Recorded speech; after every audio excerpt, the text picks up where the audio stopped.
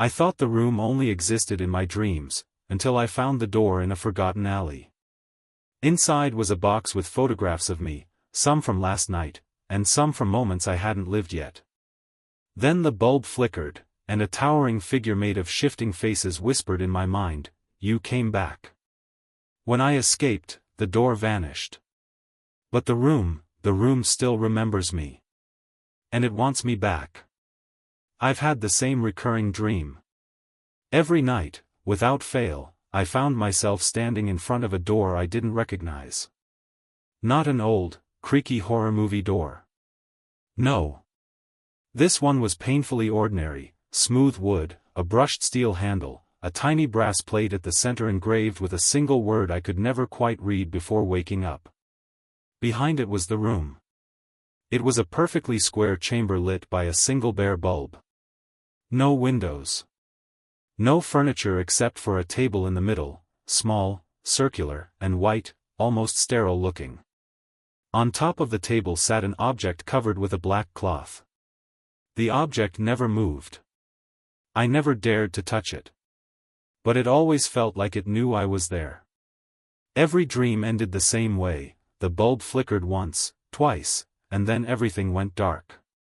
When the darkness swallowed me, I always heard a whisper behind my left ear, like someone leaning close enough for their breath to graze my skin.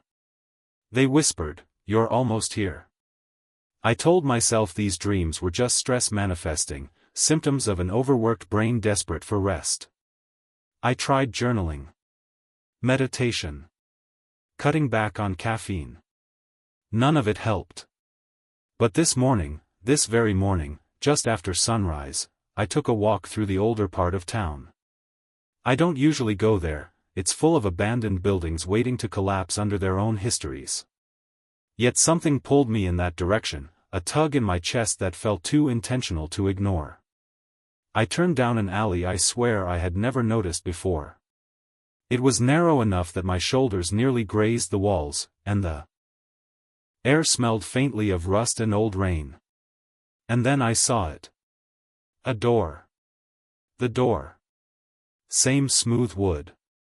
Same brushed steel handle. Same brass plate with the same unreadable word. I felt a wave of cold ripple through me, the kind that starts at your spine and spreads like frostbite. For a long moment, I just stood there, staring. My dreams had followed me into the waking world, or perhaps I had walked into there. If you want to hear the full story, visit our YouTube channel. Beyond Fear.